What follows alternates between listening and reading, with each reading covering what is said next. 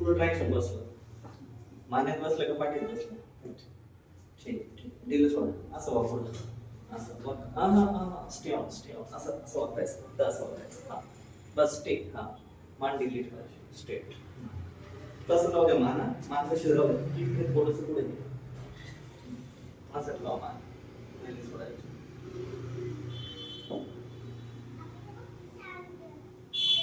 हे बघा, जे रुग्ण पार्किन्सन आजाराने तंग आहे किंवा पार्किन्सन या आजाराने त्रस्त आहे आणि विशेष मानेमध्ये पार्किन्सन आलेला आहे, त्या लोकांसाठी हा जो रिहॅबिलिटेशनचा जो एक फॉर्म्युला आहे तो मी शेअर करतो व्हिडिओच्या माध्यमातून.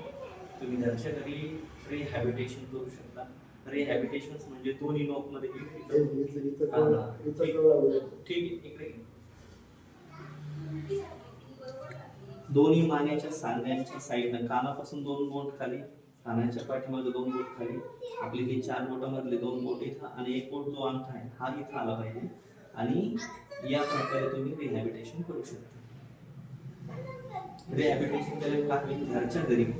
तुम्हाला पार्किन्सन हा आजार जर मानेतून असेल, मान वरती उडते किंवा मान आकडते किंवा मानेचा जास्त त्रास आहे, तुम्ही या प्रकारे फक्त मागून मान बोटाने दाबू शकता आणि पुढून फक्त डोक्याचा भाग धरून थोडंसं मागे घ्यायचं. याने काय होईल, C1 मधला जो स्टिफनेस आहे तो कमी होईल आणि बॉडी रिलॅक्स होऊन जाईल. आणि हलकासा फक्त 4 बोटाने असं एवढं रिलीफ करायचं. ठीक आहे, ऑल द बेस्ट मित्रांनो, फॉलो करा.